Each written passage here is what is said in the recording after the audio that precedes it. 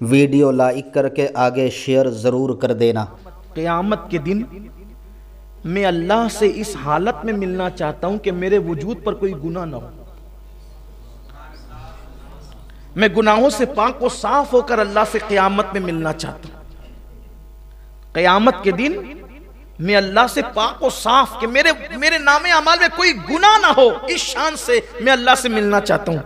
कितना खूबसूरत जवाब है। हुजूर अलैहिस्सलाम फरमाते हैं, गुस्ल जनाबत को खूब अच्छी तरह किया करो, इसकी बरकत से अल्लाह से तुम इस हालत में मिलोगे कि तुम्हारे नामे अमाल में कोई गुनाह नहीं होगा। यानी गुस्ल जनाबत जो लोग अच्छी तरह करते हैं, क़यामत के दिन वो गुनाहों से पाक होकर के उठेंगे। पहली बात तो लोग 2-2-3-3 तक गुस्ल जनाबत को 2-2-3-3 दिन तक करते ही नहीं है, ऐसे ही घूमते रहते हैं। हुजूर अकरम सल्लल्लाहु अलैहि वसल्लम फरमाते हैं कि जहां जुनबी हो, यानी जिस शख्स पर, जिस मर्द औरत पर गुस्ल जनाबत फर्ज हो, वो जहां होगा वहां अल्लाह की रहमत के फरिश्ते नहीं होंगे। कुछ लोगों के बारे में तो हम देखते भी है, सुनते भी है कि वो ऐसे उठ करके लूम चलाने भी चले जाए, साइजिंग में भी चले गए, दुकान में भी आ गए, और उसके बाद जब उनको मौका मिला फिर वो तब गुस्ल करेंगे। तो एक दिन मैंने अपने एक जगह में बैठा हुआ था, तो मैंने उनसे कहा कि चलें नमाज पढ़ लेते हैं, और उन्होंने कहा आप जाएं। आप भी चलते तो अच्छा होता। मैं अकेला ही था, तो उन्होंने कहा एक काम करता हूं, मैं मस्जिद तक आपको पहुंचा दे। तो चलिए वो आए, मस्जिद के दरवाजे पर उन्होंने मुझे पहुंचाया। फिर उन्होंने कहा कि भाई दरवाजे तक आए, पढ़ तो नहीं। मेरे कान में कहा कि सैयद साहब मैं असल में अभी मेरा गुस्ल बाकी है। बड़ा सदमा हुआ। बल्कि ये भी हदीस पाक में आया है कि जो गुस्ल जनाबत में ताखीर करे, मरते वक्त उसकी जबान पे कलेमा नहीं आएगा।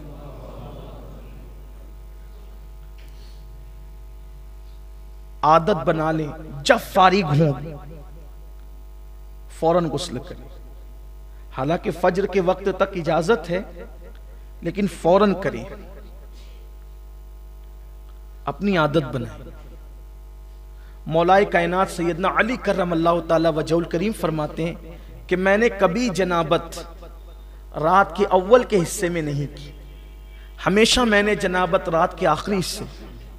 मैं जनाबत सिर्फ समझाने के लिए कह रहा हूँ, वहां तक अभी बच्चे बहनें सब और लोग होते हैं, सिर्फ समझाने के लिए। मैंने कभी जनाबत का मामला शुरू रात में नहीं किया, हमेशा रात के आखिरी हिस्से में किया।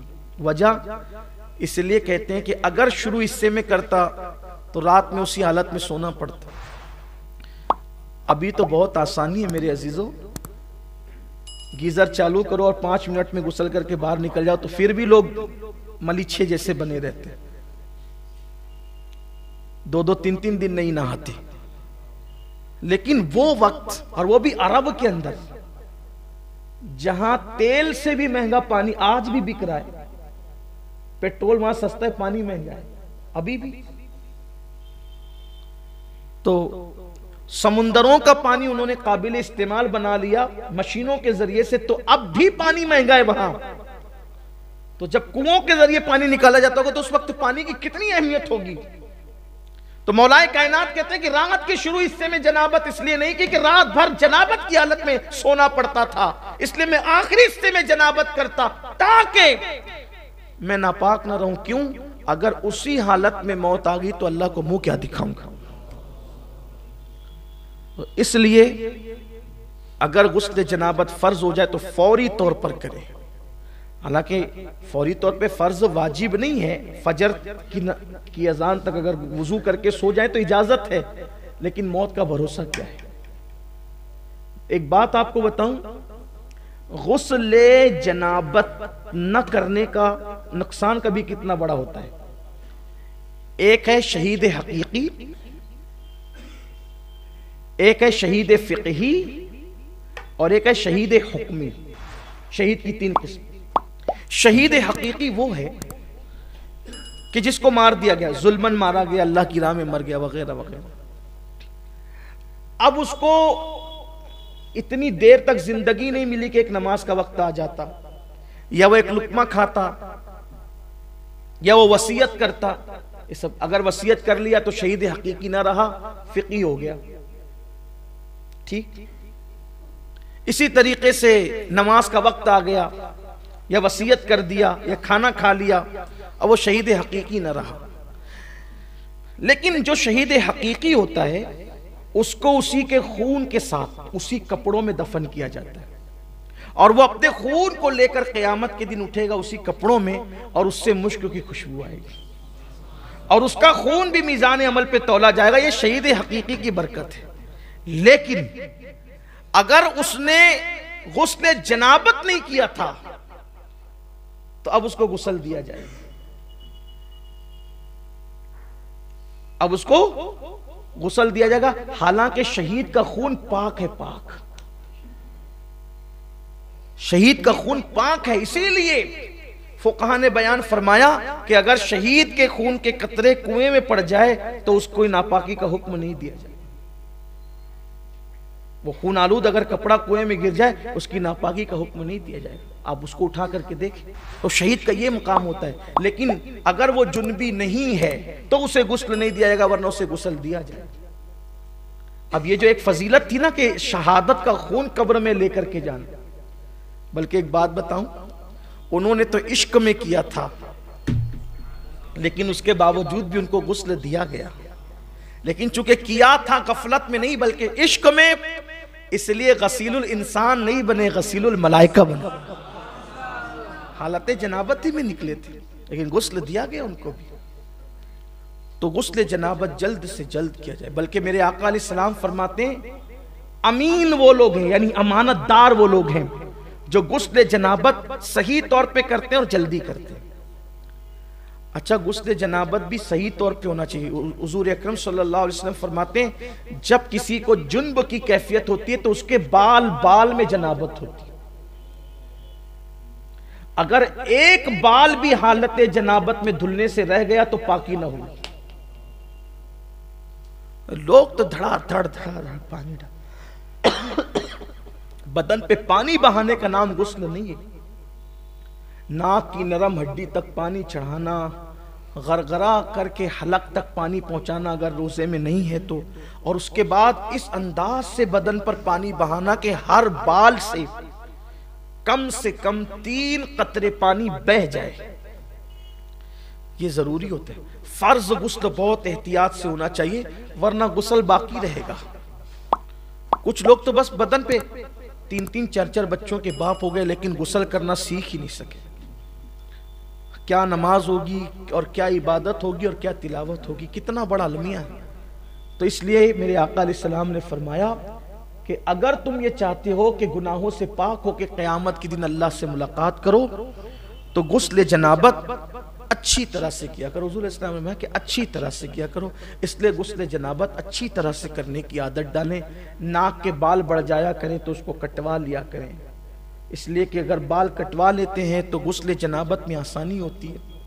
इसी तरीके से अगर कुछ खाए हैं दांत में फंस गया है और निकाला जा सकता है तो वो सारा हिस्सा धुलना हमारे लिए फर्ज है। गरगरा करना चाहिए, और गरगरा करने में शर्माओ मत कि आवाज आएगी तो लोग क्या कहेंगे। लोगों को छोड़ दो, कौन क्या कहेगा। हलक के अंदर पानी पहुंचना चाहिए। इसीलिए काफिर कभी पाक नहीं हो पाता। काफिर कभी पाक, क्योंकि वो नहा तो लेता है, पानी तो बहा लेता है, कभी कभी बेतकल्लुफ पानी पीने की वजह से उसका गरगरा भी हो जाता है, हलक भी धुल जाता है, बेतकल्लुफ पानी पीने। लेकिन नाक में पानी वो कभी नहीं पहुंचा पाता, क्योंकि नाक में पानी पहुंचाने का तसव्वुर सिर्फ इस्लाम में है। इसलिए काफिर कभी पाक नहीं हो पाता है गुस्ल जनाबत से, कभी पाक नहीं हो पाता। इसीलिए हमारे हुजूर मुफ्ती आज़मीन का तकवा ये था कि कभी आप काफिर के हाथ की बनी हुई चाय भी नहीं पीते थे। हालांकि पी सकते हैं लेकिन नहीं पीते, उनका मिजाज था। बल्कि उनका जिक्र आ गया तो एक बात याद आ गई। एक ऐसी खूबसूरत महफिल थी जहां हुजूर मुफ्ती आजम और मुहद्दिस आजम दोनों जमा थे। चाय आ गई, और चाय आई तो चाय रखी गई। इत्तेफाक से चाय होटल से आई थी। तो सैयदी मुफ्ती आजम ने पूछा कि चाय कहां से आई। तो किसी ने कहा कि वो फलाने के यहाँ से, तो आपने फरमाया कि मैं काफिर के हाथ की बनी हुई चाय नहीं पीता। तो वो चाय उठा ली गई। चाय रखी थी सैयदी मुहद्दिस आज़मीन के सामने, तो लोगों ने समझा वो नहीं पी रहे तो ये भी नहीं पिएंगे। तो सैयदी मुहद्दिस आज़मीन रहमतुल्लाहि ताला से किसी का हुजूर मुफ्ती आजम चाय नहीं पीते। कहा क्यों? कहा वो कहते हैं कि वो काफिर के हाथ की बनी हुई इसलिए वो नहीं पिएंगे। तो आपने फिर कप संभाल लिया और कप संभाल कर उठाकर पीते हुए फरमाया ये वो उनका तकवा था, ये उनका फतवा है। वो उनका तकवा था और ये उनका, और आपने पी लिया। पी सकते हैं लेकिन सैयदी मुफ्ती आज़मी रहमतुल्लाहि ताला अलैह नहीं पिया करते। इससे ये नहीं कि अब जो पीने लगे तो आप उसको जो वो टेढ़ी नजर से, नहीं, इजाजत है। लेकिन आप फरमाते थे, बल्कि उन्होंने ही लिखा ये बात जो मैंने अभी अर्ज की ना, कि काफिर कभी पाक नहीं हो पाता क्योंकि नाक में पानी चढ़ा करके धुलने का तसव्वुर काफिरों के यहाँ नहीं है। बेतकल्लुफ पानी पीने से उनका हलक धुल जाता है। इसलिए आपसे कहता हूँ गुस्ल जनाबत सीखिए और अच्छे से सीख करके गुस्ल जनाबत कीजिए, और गुस्ल जनाबत की बरकत भी बहुत ज़्यादा है। जब वीडियो अगर अच्छा लगा हो तो लाइक करके आगे शेयर ज़रूर कर देना। अल्लाह हाफिज़।